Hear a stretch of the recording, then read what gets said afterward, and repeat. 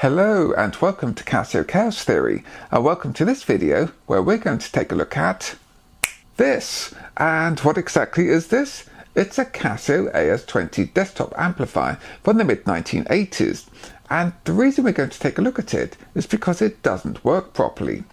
Well, it did work when I bought it quite a few years ago, but when I went to use it during my recent Casio DG20 digital guitar video, I found that the speaker was dead. Anyhow, let's see if we can get it working again and make it look a little bit more presentable. But before we dive into the refurbish and repair, let's have a brief look back at when the Casio AS-20 was available new. As mentioned, the AS-20 was sold in the mid-1980s as an optional accessory, mainly aimed at owners of Casio's newly released CZ, or CZ if you are in North America, phase distortion synthesizers. As you can see here in this advert showing it with a CZ101 and with a retail price of $129 US. Though I much prefer the casiotone synthesizers in space version of this advert, and had Casio used this advert instead, I bet they would have sold even more 101s. Unlike nearly all previous Casio keyboards, the main phase distortion models, the 101, 1000, 3000, 5000 and the flagship 1, didn't have speakers built into them, so to hear them out loud you would need to purchase some form of amplified speaker. For the sake of completion, I should point out that there were exceptions, as the CZ230S, the Japanese market CZ2000S and 2600S, and the preset home keyboard CT5500 and 6500 models did all come with built-in speakers, though they are much less common. As for the AS-20, it was part of a range of amplified speakers offered by Casio, and the first appearance that I could find in my collection of scanned brochures is in a February 1985 German catalogue where the range included 5 models. Then in the October 1985 German catalogue, the range was increased to 6, with the AS-20 being offered as a step up from the base AS-10 model, but below the larger AS-3000, 2000, 1000 and 120. It was also the only model based on a fold-back floor monitor design, and going by its relatively small speaker, it was likely meant for tabletop home practice and monitoring rather than for on-stage use. Feature-wise, it has a 12cm 5-watt speaker, 2 line inputs, a headphone output, a 5-band graphic equalizer, an analog chorus with variable speed and depth controls, plus it can be powered by batteries or a 9-volt power adapter. Also of note is that, at least in these German Casio catalogues, this speaker range was only offered for 1 year, as from 1986 onward they were no longer listed.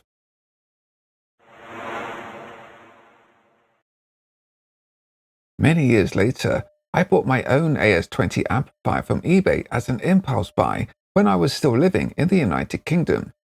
This was long before I started the Casiochaostheory channel, so I didn't screenshot the auction listing, nor did I save any of the auction pictures like I do now.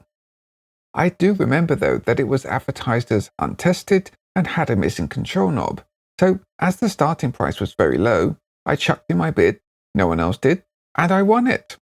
I do still have the confirmation email from eBay in my archives showing that I won the auction on the 17th of January 2015 for £4.99 with shipping cost of £7, bringing the grand total to 11 Great British pounds and 99 pence.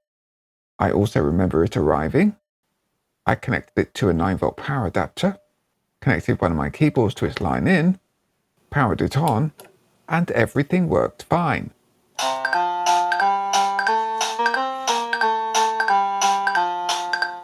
However, as I was in the process of emigrating from the UK to the USA, it ended up in storage until I had it shipped over with all my instruments and studio equipment, finally arriving stateside in June of 2017. I'm pretty sure that I tested it when I unpacked all my studio equipment, and then it got left on top of a cupboard in my studio for the next few years until I thought it would be perfect to use during my DG20 digital guitar video. That's when I found that the speaker no longer worked, though everything else did.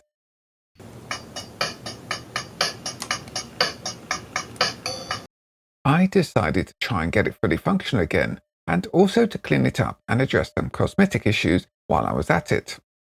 First thing I did was list all the issues that needed attending to, and then I formulated a plan in order to tackle them. The main issue is the speaker not working, so I need to determine if the speaker has failed or if there is some other amplifier issue, and at worst replace the speaker if necessary. There's a control knob missing. I will try and find a matching knob, or if I can't do that, I'll replace all three with a different matching set. Corroded screws holding the control panel and speaker grille in place, and I will just replace these with similar new items. Rust around the line input jacks. Hopefully I can deal with this simply by using some metal polish. The battery compartment is a bit skanky from previously leaking batteries and some corroded terminals. Hopefully I could clean the worst of this off and probably make it functional again. The case exterior and control panel just needs some cleaning and dusting, and that should make it look more presentable. Then I can reassemble and test the amp to make sure it's all working. After all that, I can use it, admire it, and party like it's 1985 again.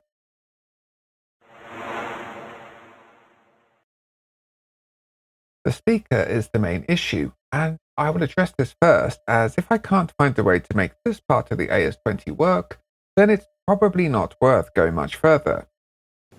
I've already tested the AS-20 with headphones, and that confirms that there is output from its amplifier circuit, at least to the headphone socket. To get to the actual speaker, I'll remove the 4 screws holding the speaker grille and speaker in place.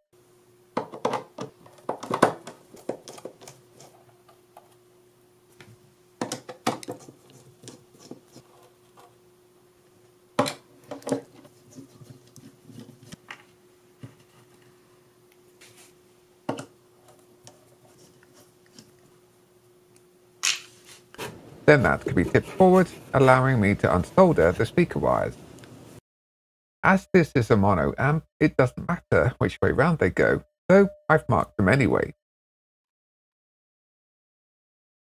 Next I'll carry out a battery test, or rather a 9-volt wall wart test. Do not try this at home. I'm doing it this way because I like living life on the edge. The idea here is that by passing a small amount of voltage and current to the speaker coil windings, if the speaker is operating correctly, then the speaker cone should move in or out as the coils become energized, as you can see happening with this old Sony speaker.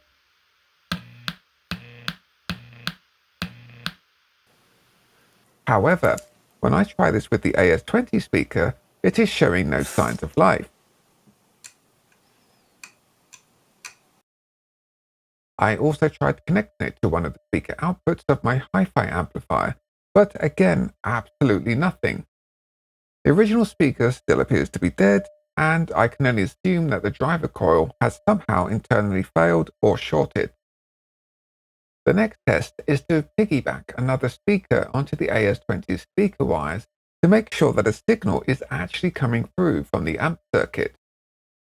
I'm going to use this complete pile of garbage speaker that I originally bought after watching the excellent Venus Theory Magic Box video that demonstrated how checking your mixes through a rubbish speaker is a good way of hearing if your mix will transfer to lesser systems. But this speaker is too much of a box even for that, and if anything appears to be a repurposed, very cheap headphone speaker with very low volume stuck in a plastic enclosure. It does, however, produce sound, so I've cut its jack off, and I will clip the bare wires to the AS-20 speaker cable, then connect my VR1 to one of the inputs to see if we get any sound.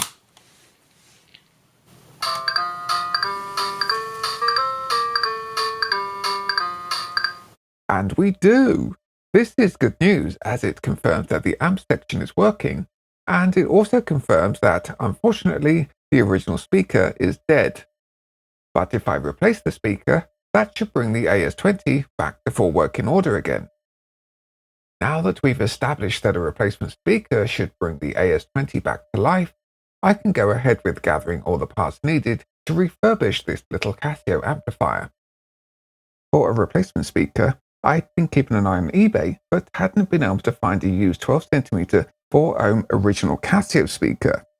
Plus, I also noticed that the original speaker didn't even have the Casio branding on it anyway. So I switched to looking for a new aftermarket replacement instead. I eventually found some suitable speakers on Amazon, ranging from around $11, though with few reviews and of dubious looking brands. Therefore, I decided to pay more and get a model sold for just under $20, as it had lots of positive reviews and good specifications. It was also of similar physical dimensions, had matching 4-ohm impedance, and at 60-watt power handling would be more than capable of taking the place of the original 5-watt Casio speaker. Next task is to try and find a replacement for the missing control knob. Ever since I bought the AS-20, I'd been keeping an eye on eBay to try and find someone selling a matching knob, but it appears that this design is quite rare. I have seen similar knobs fitted to some of the earlier full-size casiotone models, such as the 701, and my own Casiotone 7000 has similar knobs also, but they are not quite the same, as you can see from this clip here. Another issue with these knobs is that they are of a through-hole spline shaft fitment design, and worse still, the potentiometers used in the AS-20 have very short, stubby shafts. Nearly all aftermarket knobs are designed for longer protruding shafts, and the grey knob that I had been using doesn't have its skirted base, as I had to cut it off to enable it to be fitted securely. Though it functions, I wanted to at least try and make the knobs all match and look similar to the original design. After a lot of searching, I did manage to find some aftermarket knobs that could possibly work, and though they are obviously not the same as the original Casio design, the black color with blue accent does somewhat fit the overall AS-20 aesthetic. Unfortunately for me was that though the knobs were reasonably priced, they were only available from a UK seller, so the shipping cost to the USA was a bit pricey. But I also figured that if I were to replace all the original potentiometers to those of a more conventional design, plus bought new knobs as well, then the price of all those put together would be about the same anyway. I bit the bullet and bought these aftermarket knobs, and fingers crossed they should work with what I already have. Continuing with the aesthetics, the original screws holding the speaker grille and control panel into place have clearly seen better days, especially the speaker grille screws that showed evidence of oxidization. I could wire brush them and paint them, though I've never had much luck with painting screws and fasteners, as I find that the paint tears up the moment you try to tighten them. I took one of each screw that needed to be replaced to my local hardware store, as I know they have a big selection of all different types and sizes to choose from. After searching through the specialty fastener drawers, I managed to find some similar screws with a black anodized finish, and also some matching washers. I initially couldn't find the half donut style washers originally fitted, but I decided that the flat washers should suffice. However, on a different trip looking for screws for another project, I stumbled upon a selection of interior trim screws with a similar looking donut washer to the original, so I bought a couple of sets of those.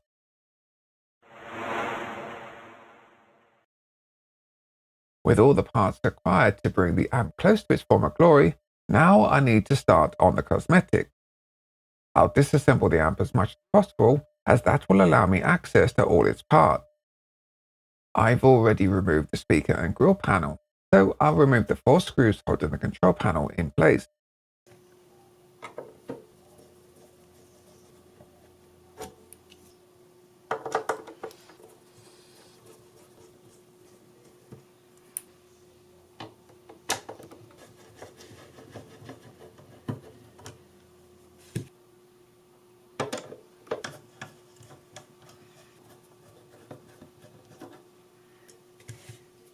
That can then be tipped forward, giving me access to the speaker and battery wires. I'll pull the speaker wires through their rubber grommet, and then I'll mark the battery wire positions relative to the circuit board before unsoldering them.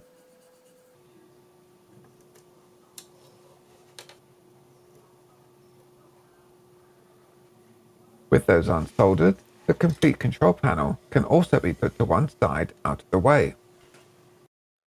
I'll also take off the grab handle so that I can fully clean the top of the amp case. This just requires removal of 2 screws,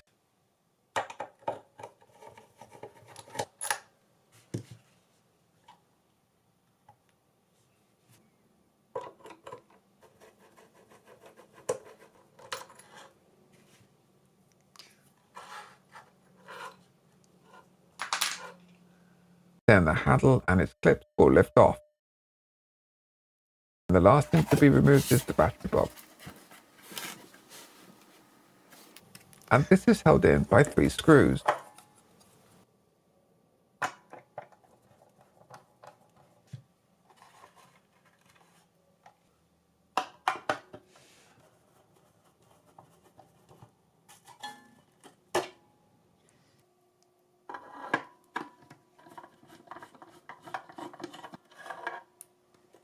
Once these have been undone, and with the battery wires already unsoldered, the battery box can be lifted out of place.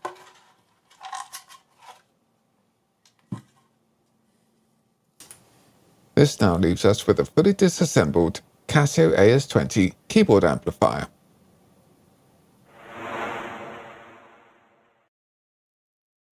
Before we start the refurbishment and reassembly process, and while I have the control panel with all the amp-related circuitry out, I'll take this opportunity to show the electronic architecture of the AS-20, with particular attention paid to the integrated circuit chips used, just in case anyone might need this information in the future. Starting with the topmost board, we can see a medium-sized IC right in the middle, and that is an LA3600 op amp with 5-band EQ functionality. This top board is also directly connected to the board with the 5 EQ sliders on it, so it's almost certainly dedicated to the 5-band equalizer feature. On the board below the LA3600, we find a smaller IC, a 4558DD op amp. And moving on to the other side of this board, there's a much larger IC with a substantial heatsink on top of it. I think this might be a bridge rectifier, but I can't get in to see what it is, and I don't want to take it apart as it looks to have thermal compound in use and it's functioning fine. Regardless, this looks to be the main amplifier board driving the speaker and headphone output. Moving down to the right side of the rear board, that I think is dedicated to the chorus feature, we find another 4558DD op amp. Then moving on to the opposite side of the rear board, there's a similar looking IC, though this one is an MN3102 clock generator that I suspect is used to generate the variable chorus rate. If we zoom in a bit, buried in the middle of this backboard, we find an MN3209 bucket brigade delay IC, confirming that the AS-20 does indeed have an analog generated chorus feature. Then we have a smaller bottom board. This is dedicated to all the jack input and the power switch. The board above that is dedicated to all the rotary potentiometers for controlling the volume and chorus. Then above the potentiometers, we have a board dedicated to the 5 EQ sliders, and this board is directly connected to the top board that we saw at the start that has the LA3600 5-band EQ op amp controller. Of interest regarding the sliders, the top of each slider has Made in Japan stamped on them, indicating that some decent quality components were used in the AS-20's construction. This is also backed up by the fact that none of the potentiometers or sliders have any crackles or noise when in use, and considering that this amp is approximately 40 years old, it suggests that Casio didn't cut corners on the components used in its construction. So that's the electronic side of the AS-20 documented for anyone who might need to know, or is simply curious to know, what is going on inside this little Casio amplifier.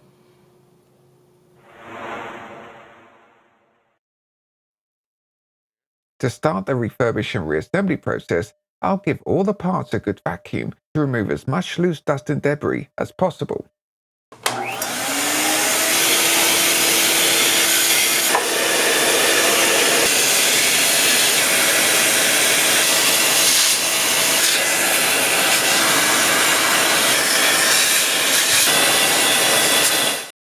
Now I'll tackle the battery box, though I'm very unlikely to ever need to run the amp off batteries.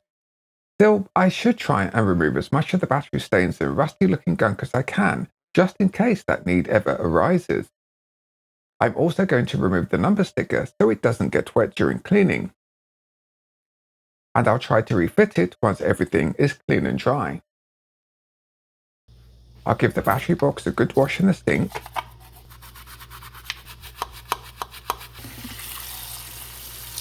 And I'll try scraping off as much of the loose rust as possible, especially around the positive terminals.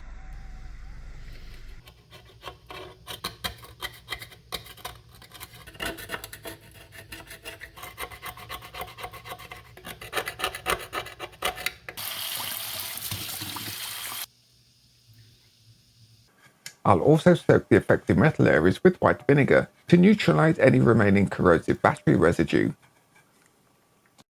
While it will never be perfect, it's still a vast improvement on what it was. I also removed the remains of the stick-on foam on the battery cover just to make it cleaner.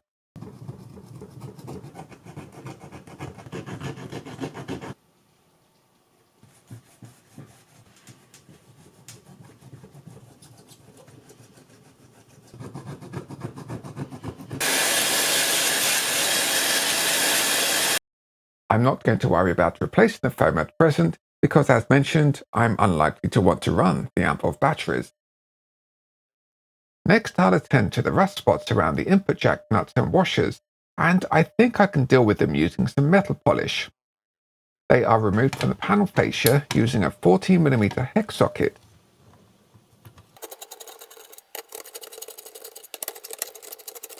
Then they simply lift away.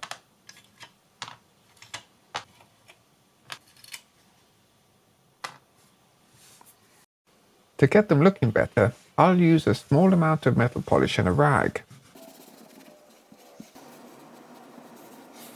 And that appears to have helped a lot. Though they aren't perfect, they are certainly an improvement on how they previously looked. I can also use the metal polish on the grab handle end clips to remove any tarnish.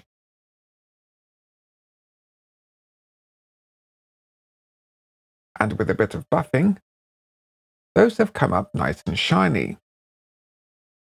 Now I'll clean the control panel fascia and the case exterior. The front top exterior has what appears to be some residue from a sticker on it, and I'll tackle this with a rag and some isopropyl alcohol. With a bit of soaking and rubbing, that seems to have cleaned it off. For the rest of the exterior, I'll wipe it down with a damp cloth and then give it a buff.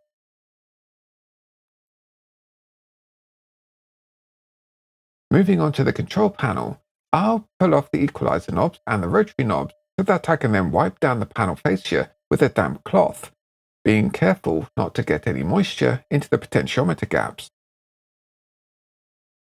I'll also use a cleaning bud and some isopropyl alcohol to try and remove the rust stains on the paint around the input jack areas. It's an improvement, but it's not perfect. There are a couple of areas with paint missing, and as they are very minor, I'm just going to dab them with a black marker pen rather than go overboard with actual paint. Then I'll give the control panel fascia a buff with a soft cloth. While I have the equalizer knobs off, I'll clean them with some warm soapy water, though they don't look like they needed much cleaning. But it's not a lot of work to do this, so I might as well.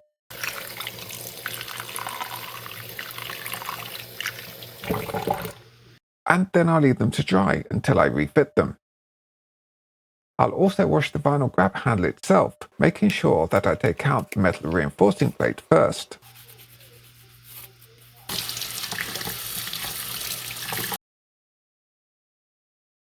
With the rotary knobs removed, I can compare the two original knobs with the aftermarket replacement. As you can see, the replacement knobs have a much longer shaft, so I will trim these down so that they more closely match the originals. I found that 2 washers on the shaft is about the right depth, so I'll use those to guide me and use a knife to make some score marks on the outer shaft, showing where I need to cut it. And then I'll put a drill bit into the new knob to stop the hollow part collapsing when I apply cutting pressure. With a sharp knife, I'll cut the excess plastic to the right length. And finish up by filing any rough parts from the cut edge. I did this to 3 of the new knobs, so I now have a full matching set ready to be fitted.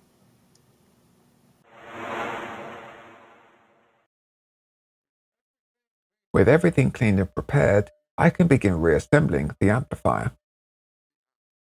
The first thing I'll do is fit the battery box, and this just drops into the amp base.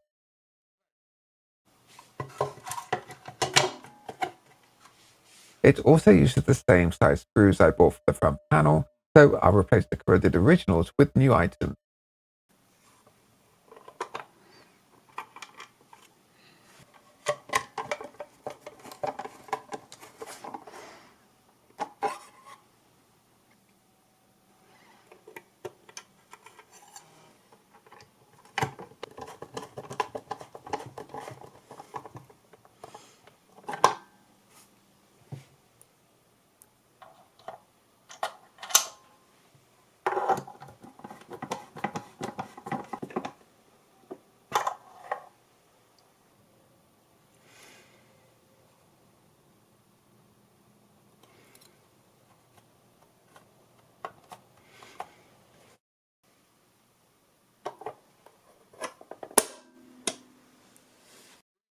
Next, I can fit the control panel, but before I lift it into place, I need to resolder the battery box wires back onto the circuit board.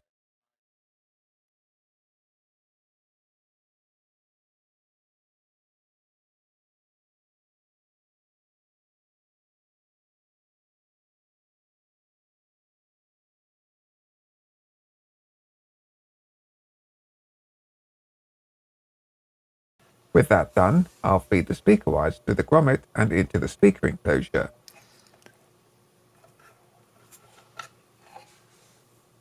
And now I can lift and place the control panel back into place.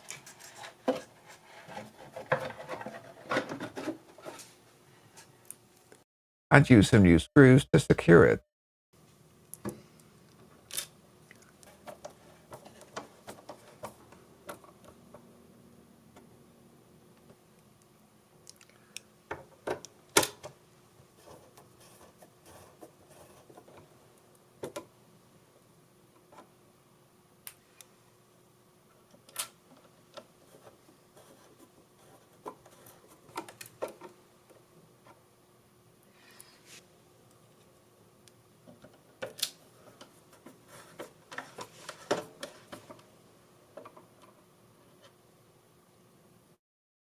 Moving on to the speaker. The old speaker is secured to the grille with 4 small nuts, so I'll undo and remove those.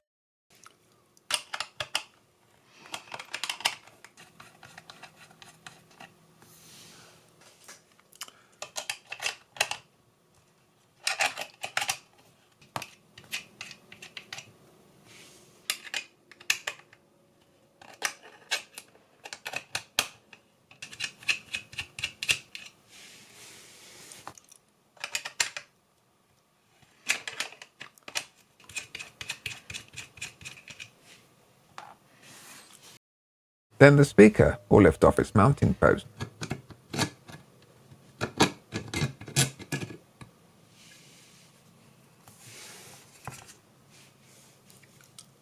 I'll do a quick vacuum to remove any dust or debris.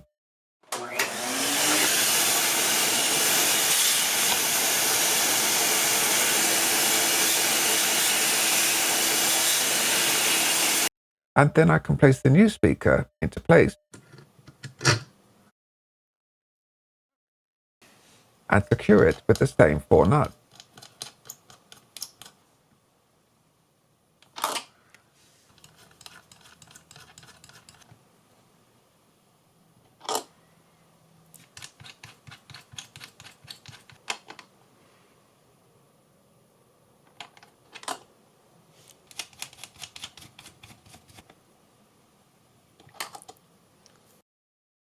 Before the speaker and grille can be refitted to the amp, I need to solder the speaker wires onto the speaker terminals.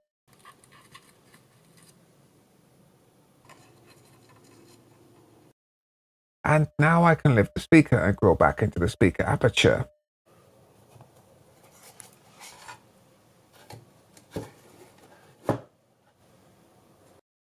I'll use the new screws and washers to secure it.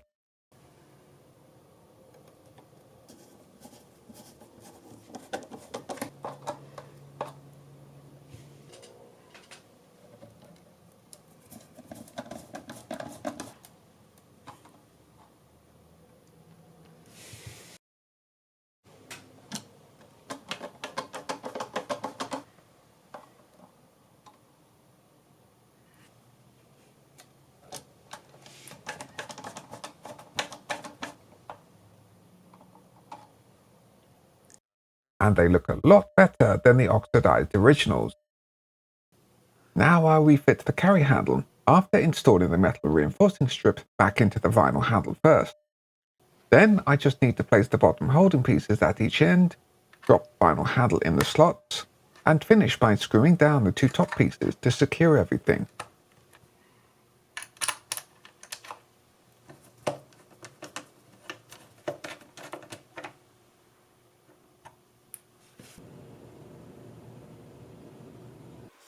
The polished washers and nuts can be fitted and secured to the jack sockets.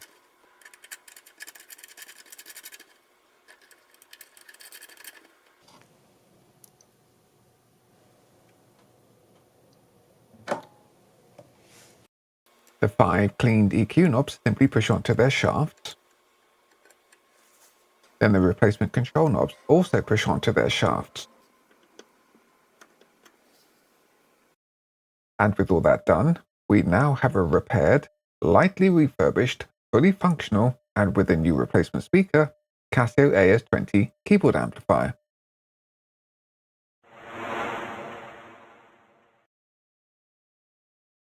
Before I demonstrate the AS-20 amplifier for you, I want to show that I'm using lavalier microphones to capture the audio. Because, well, it's an amplifier, and amplifiers are supposed to be heard out loud, and I don't really know any other way I can demonstrate the amplifier working unless I use a microphone to pick up the sound of the amp. The first thing I'm going to test with the AS-20 is my CZ101. Simply because that was the keyboard or synthesizer we saw in the magazine advert, and it looks like Casio expected them to be paired with each other. Anyhow, before we get going, I need to also point out that there's two inputs on the amplifier. There's input 1 and input 2. And it took a little bit of investigating, and it was the German brochure where it kind of mentioned the chorus effect. And it said ein and aus, which is in and out. They're both inputs, so I couldn't understand what it meant, but I've done some experimenting, and basically what it means is that input 1 is the chorus, is in for the chorus. But also input 1 is permanently connected to the chorus circuit.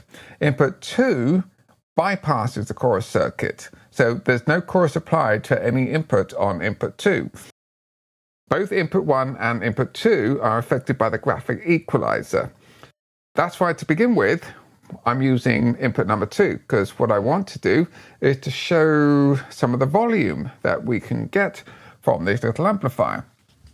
I'm going to go to patch number 4, the classic CZ string presets. And right now I'm on about a quarter on the volume. What I'll do is I will start increasing the volume, and what I'll increase the volume rather slowly to max and see if somehow this picks up on the microphone.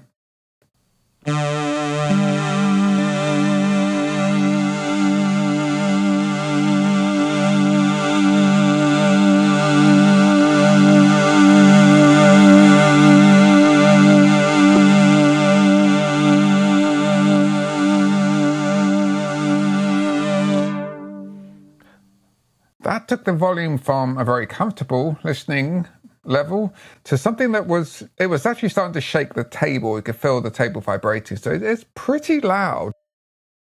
Moving on to showing the EQ. And for this one, I'm going to use a classic CZ bass. Where are we? Synth bass. And I'm going to show how the equalizer works for this one. And I'm going to adjust the equalizer. It's got 350 Hertz at the lowest end. So let's say if I start moving it up as I'm playing, you'll hopefully hear how much it affects the sound.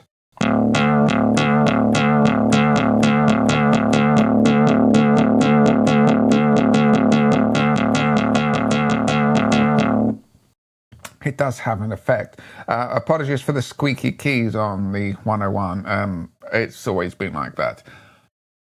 It does give a bit of extra oomph to it. But if I also increase 500 Hertz, you'll hear even more oomph. Not so much bass, but it's not a bass amp. It's only got a small speaker. Let's try it.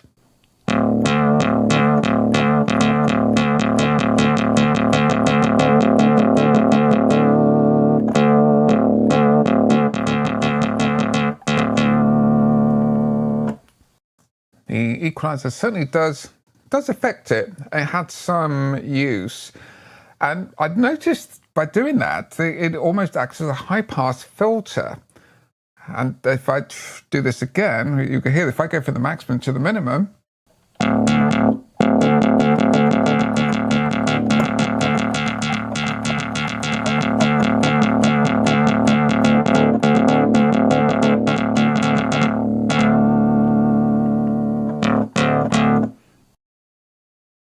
you probably wouldn't want to use it as a high-pass filter, but it's a function it can actually kind of do. On the contrary, would it work as a low-pass filter? Let's try it with a flute. And for this one, I'm going to do the 4K and 10K.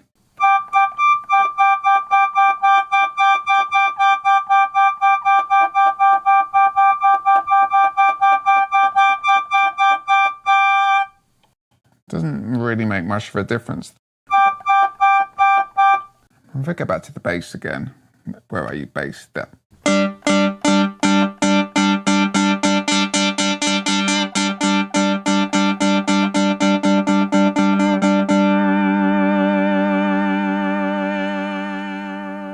Yeah, kind of. 1K had a big effect.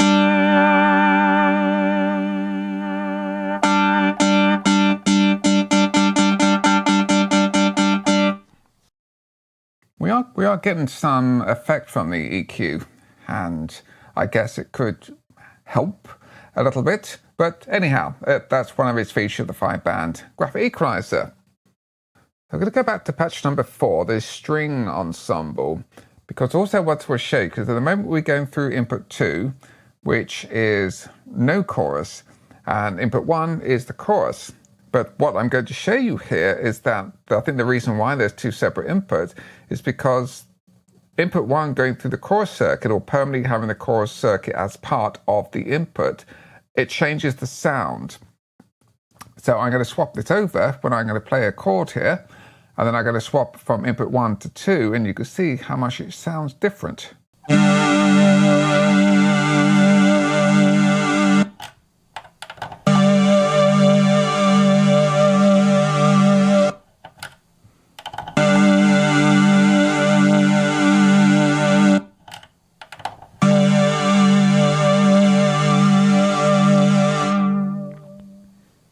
So right now we have the chorus, everything's set to the minimum, the speed and the depth are at the lowest they can go. It does sound as if when the chorus engages, a little bit more high pitch, perhaps a high frequencies coming through or being added. And without the chorus, it sounds kind of a bit thicker and a bit richer. Now we're on the chorus, let's see what it sounds like.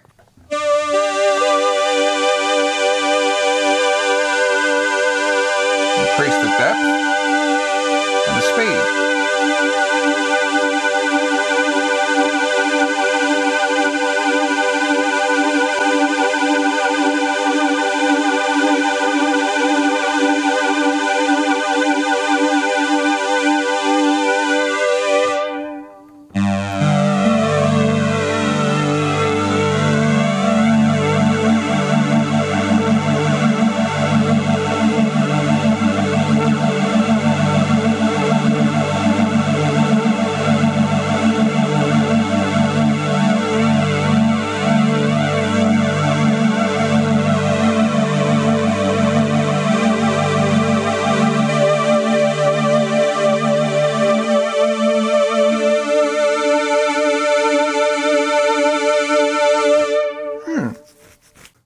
not the most wildest chorus. It is kind of nice sounding. It's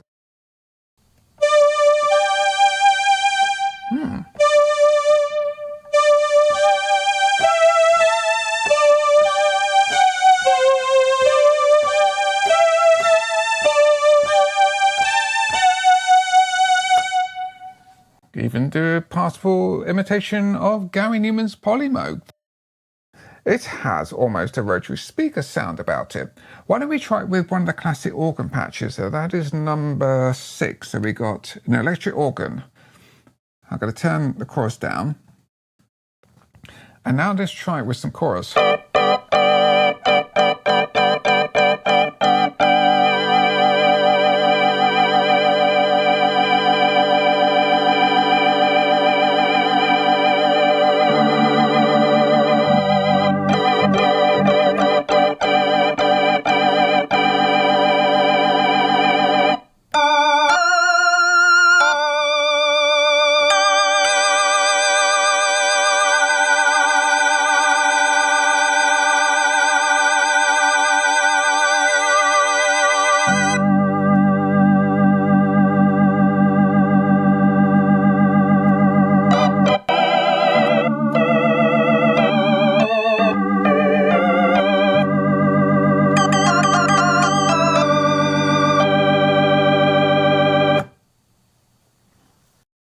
It's almost a possible rotary speaker effect, possibly, but it's not going to replace a rotary speaker effect, a proper, like a ventilator pedal, for instance, but hey, it's there.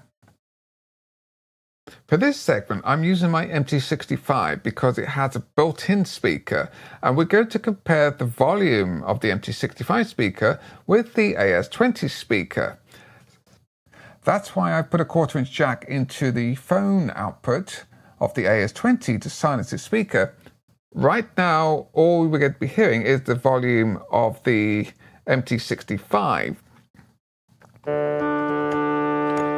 I've got a classic pipe organ playing. If I do a chord, so that's no volume, and I'm going to start increasing the volume.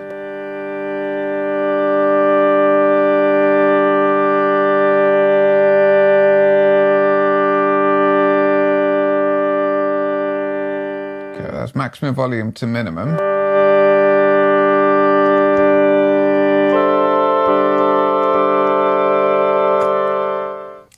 I'm now going to take the headphones jack out of the headphone socket, rather. I'm going to silence the MT65 speaker. I'm going to put this down to 3/4 so it doesn't distort, because that actually affects the volume of the MT65, affects the line out as well. Let's see what it sounds like going. This is a 1/4 volume on the AS-20.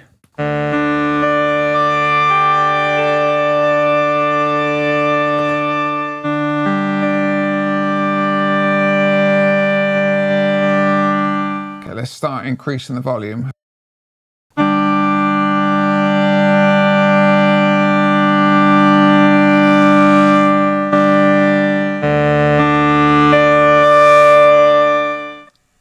That is substantially louder.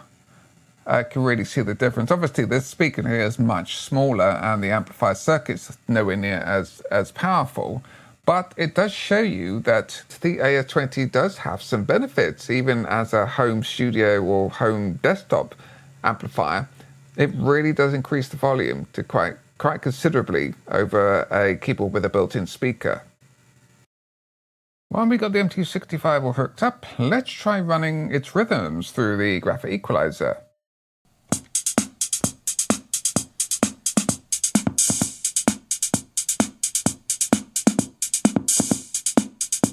That certainly adds a bit of punch.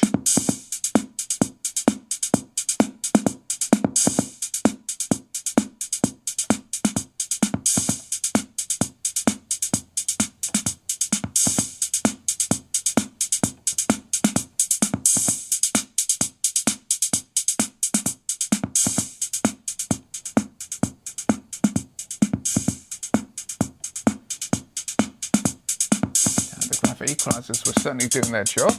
What about some bass?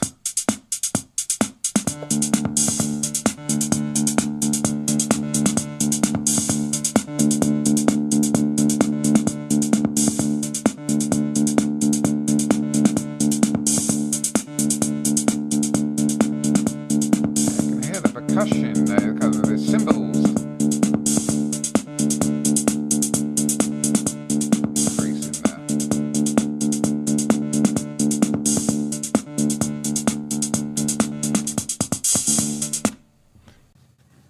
That does have quite an effect. It beefs it up and accentuates the high frequencies, and yeah, it does actually do quite a bit. Why don't we try running some of the tones through the chorus section?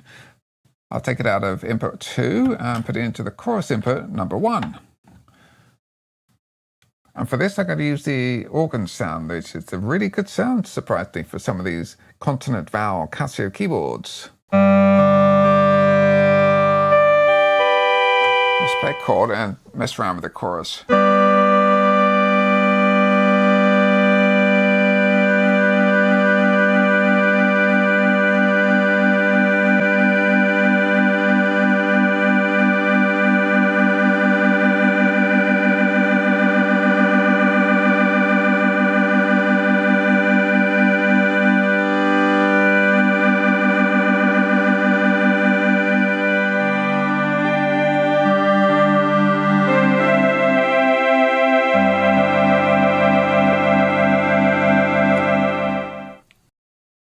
What about cosmic tone?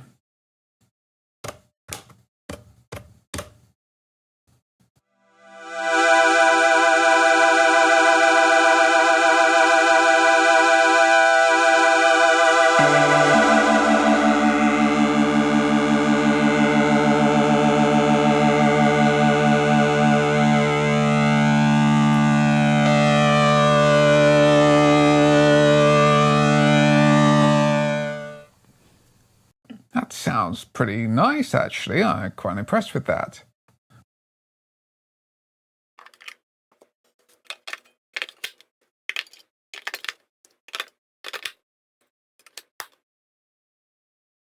For this last test segment, I set up my trusty VR1, which is running on batteries, with the AS-20 also running on batteries, so we now have a completely portable rig that you can take anywhere that's completely battery powered and self-contained. I also need to confess that when I first reassembled the AS-20 and tried to run it on batteries, it didn't work. And what appeared to have happened was where that battery leakage was on the positive side of the battery box, some of it must have reacted to the solder on the other side of the battery terminals where the wires that take the power from the battery box to the circuit board were. And it seemed to have reacted with the solder and it become non-conductive. I'm not quite sure what happened, but anyhow, I managed to clean all that off and resoldered the refresh solder and checked all the joints again. And now it works for batteries. Typically, I didn't record it, so I can't show you, and I've hardly got any footage whatsoever showing that the awful old solder joint, which I should have checked in the first place. But anyhow, trust me, it now works because there's no DC in, and I can power it on. We're now running on batteries. I can also power on my VR1. Let's start off by listening to the classic VR1 piano preset, and we'll tweak the sound with the graphic equalizer to see how much it affects the sound. So they're going to adjust to 350 hertz. Yeah,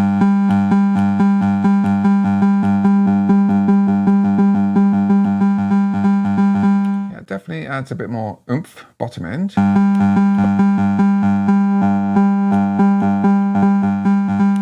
A bit more honk at 500 hertz.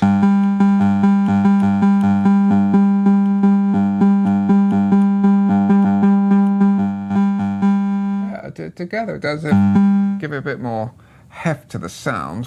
What about the higher frequencies?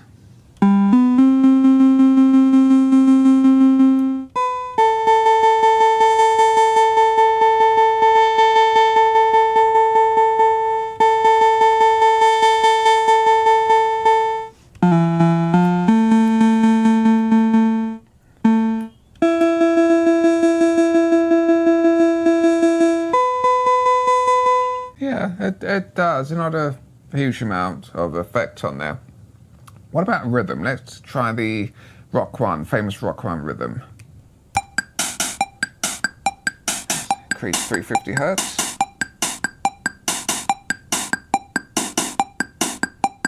Yeah, a little bit.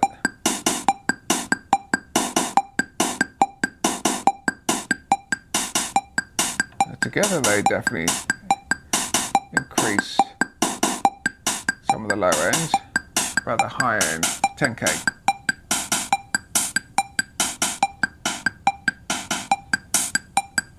Not a huge difference.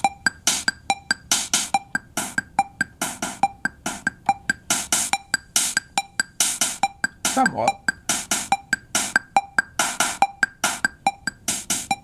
Yeah, 1K has quite an effect. Those blip rhythms have quite a narrow frequency range, so there's only so much you can do with them. Let's try chorus. So we run the piano sound, and let me switch to the chorus input. And let's see how the chorus affects the sound. Put a bit of depth.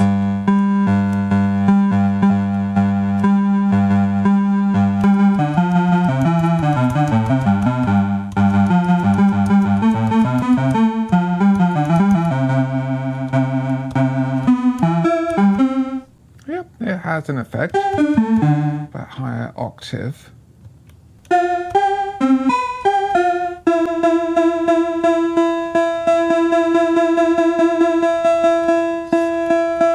That's with maximum depth and the slower speed.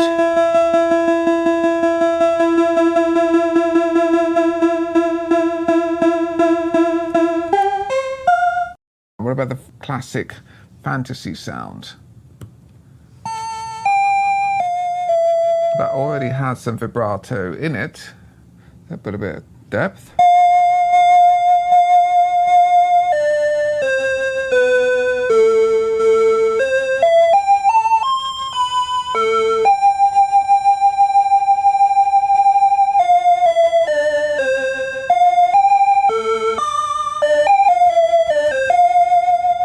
Yeah, that's an interesting effect there.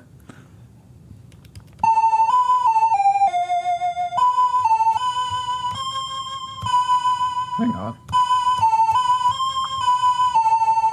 Sounds familiar. Ah. That sounds like Magic Fly, the 1977 electro disco song by the French band Space.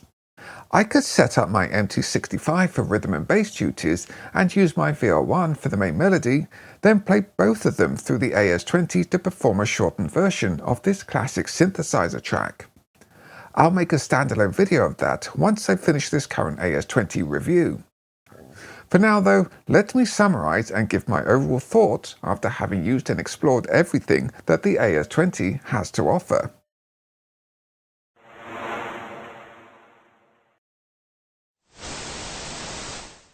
At the start of this video, we had a 40-year-old, tired-looking and not fully functioning Casio AS-20 Keyboard Amplifier with a dead speaker that I purchased 10 years ago for just £4 Great British and 99 pence.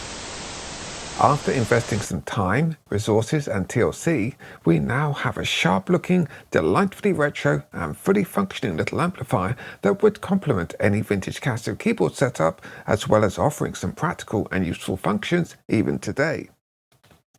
I really have to say that the AS-20 surprised me. Unlike my previous video, where I refurbished and reviewed a similar era Casio DG20 digital guitar that seemed to promise so much but ultimately fell short delivering on that promise, I wasn't expecting much from the AS-20. However, after spending some time putting it through its paces, it turned out to be a surprisingly capable and charming little amplifier. Highlighting its strengths and practical application, it certainly does a good job in giving you a much louder volume over a greater frequency range than you would get in a home keyboard of that same vintage. The 5-band graphic equalizer, though not covering a wide range or depth of frequencies, does shape the overall tone noticeably depending on the sound fed into it. The analog chorus is warm and sweet with a useful range of speed and depth to add vintage color to your tones, being able to go from light and subtle to almost a rotary speaker effect. It's also a smart design choice to have 2 line inputs, one for the chorus and one without, so that you can fully bypass the chorus if you only want to amplify a completely dry signal. The overall build quality of the amp is good, and it's amazing that the 40-year-old faders and potentiometers needed no servicing and are still smooth and precise in operation decades later. Surely a glowing testament to the quality Japanese components used in the construction of this amp. Furthermore, it looks very stylish and elegant, and I'm very glad that I went with the non-original replacement volume and chorus knobs as, in my opinion, I think they were better aesthetically than the originals. Adding up the costs of everything needed to bring the AS-20 to this condition, we can then compare it with other AS-20s for sale and also some modern alternatives. The amp itself cost me just £4.99, and with shipping, the total was £11.99, though that was 10 years ago. To roughly adjust for inflation and the US dollar conversion, let's call it $15. The replacement speaker cost $20, and the knobs were the most expensive outlay at $25, but a large part of that was because of the shipping costs from the UK. The screws and fasteners, I'm just going to guess, were around $5. This means that adding together the original purchase price of the amp and the price of the parts needed to bring it back to fully working and good cosmetic order comes to a grand total of $65. At the time of recording this video, I could only find 2 sold listings of AS-20s, and there are none currently being offered for sale. The first sold listing was on Refurb and fetched $69.99 plus shipping of $50, bringing the total to nigh on $120. It was described as used good, with the pictured item definitely suggesting it was, well, used, very used actually, and it was allegedly fully functional. The second sold listing was on eBay and went for $40 plus $25 shipping, bringing the total to $65.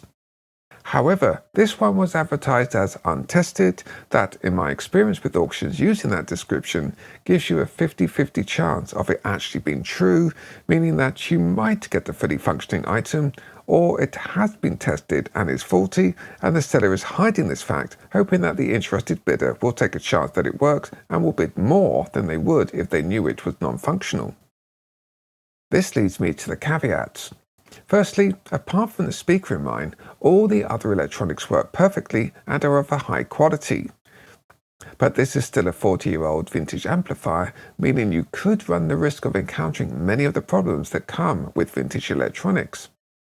Secondly, these aren't exactly commonplace, so if you do want this specific model, you may have to wait a while for one to turn up for sale. Thirdly, despite its vintage status, we're not talking massive amounts of amp sound character.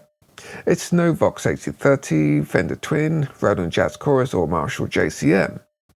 There is no drive or gain circuit, though generally you wouldn't find those in a keyboard amp anyway. And lastly, though the analog chorus does sound really nice, it's in mono only.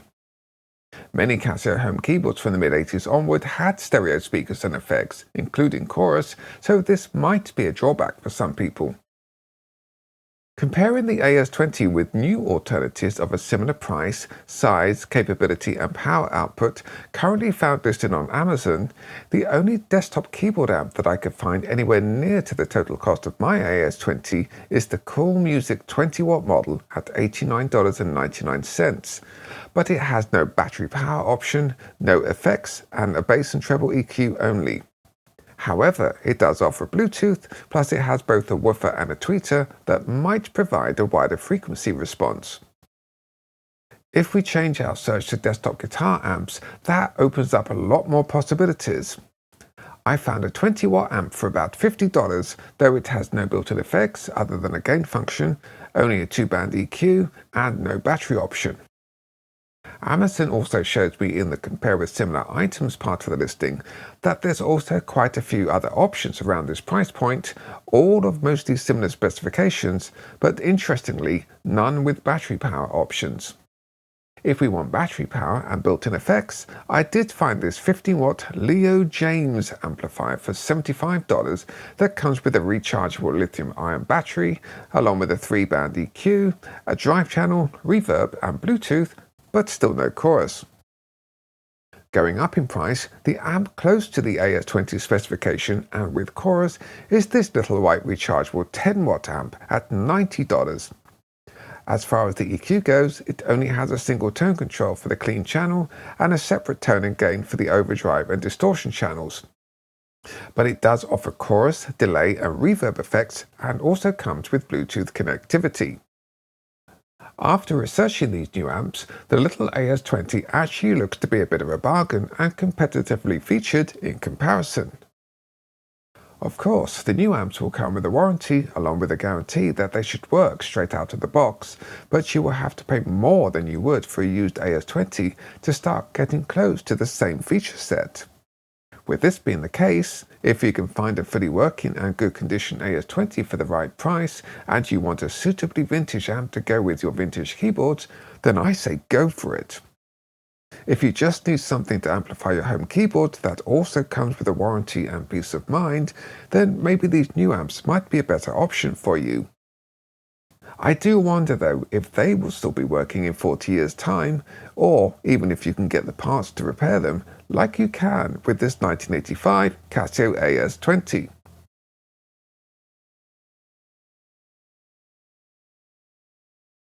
And that's it for this video. As always, thank you very much for watching, and if you enjoyed what you've seen, please don't forget to hit the like and subscribe buttons. I told you guys, it's the other way round. Come on, swap over. Thank you.